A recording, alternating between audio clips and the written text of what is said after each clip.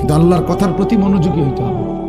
প্রতি ঘন্টা আমারও, প্রতি ঘন্টা আপনারও, প্রত্যেক মিনিট আমারও, প্রত্যেক মিনিট আপনারও। যে হায়াত আপনার যায় সেই হায়াত আমারও যায়, প্রত্যেক সেকেন্ড আমারও যায় আপনারও যায়। এক বুজুর্গকে আমরা কিতাবে পড়ছি, কিমাতুজ্জামান ইনদাল উলামা, একটা প্রসিদ্ধ আরবি কিতাব আছে, ওলামায়ে কেরামের নিকট সময়ের মূল্য।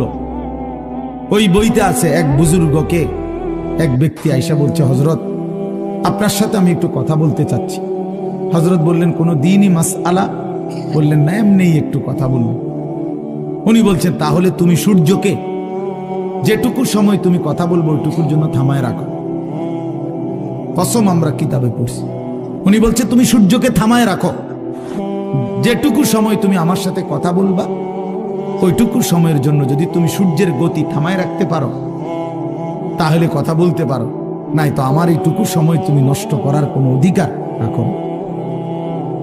এই 20 মিনিট তো আমার সময়, তুমি আমার সেই 20 মিনিট নষ্ট করবা কেন? এই আধা ঘন্টা তো আমার টাইম, তুমি আমার হায়াতের আধা ঘন্টা নষ্ট করবা কেন? হ্যাঁ, প্রয়োজনীয় মাসআলা হলে বলতাম। শুধু শুধু কথা, শুধু শুধু কি জামা এটা জাফানি টরে কত দিয়া লইছেন? 260 টাকা। তো 220 টাকা দিয়া সিল্লাইয়া বেছে। হ্যাঁ, আমারে কইতেন কয় গজ লাগবে মিয়া?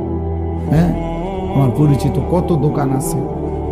হ্যাঁ, এই মানে এই বলতেছে এটার উপরে বেডার এটা সিলাইয়া আজকে 3 মাস হয়ে গেছে, ওই জামাটা পরে হে এখন 220 টাকা দিয়ে কাপড় কিনে।